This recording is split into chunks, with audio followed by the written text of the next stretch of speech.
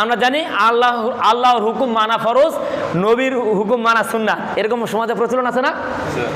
ওই বলি কি যে সুন্নাত নামাজ নবীদের জন্য, ফরজ নামাজ আল্লাহর জন্য, বলে কি না?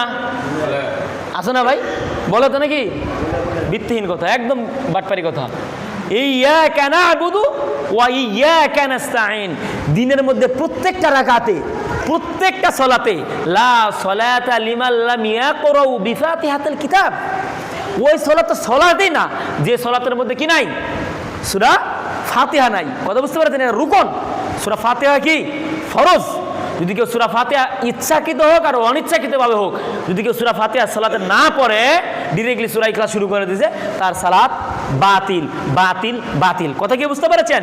তো যেটা বলতে চাচ্ছিলাম, এই সূরা ফাতিহার মধ্যে আপনি প্রতিনিয়ত বলতেছেন, প্রতিনিয়ত পড়তেছেন ইয়্যাকা না'বুদু ওয়া ইয়্যাকা নাস্তাঈন, কেবলমাত্র ইয়্যাকা না'বুদু, কেবলমাত্র শুধুমাত্র যা ইবাদত করি, যা পূজা করি, যা উপাসনা করি, যা জিকির করি, সব কিছু কার জন্য?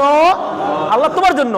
ওয়া ইয়্যাকা নাস্তাঈন, এবং কেবলমাত্র যা কিছু চাই সব কিছু কার কাছে চাই? আল্লাহর জন্য।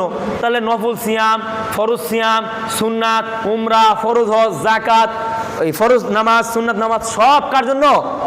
কুল ইন্না সলাতি ওয়া নুসুকি ওয়া মাহইয়ায়া ওয়া মামাতি লিল্লাহি রাব্বিল আলামিন। আমার সালাত, আমার সিয়াম, আমার হজ, আমার যাকাত, আমার বিবাহ, আমার জিহাদ, আমার ঘুম, আমার খাওয়া, সব কিছু কার জন্য? কথা বুঝেননি?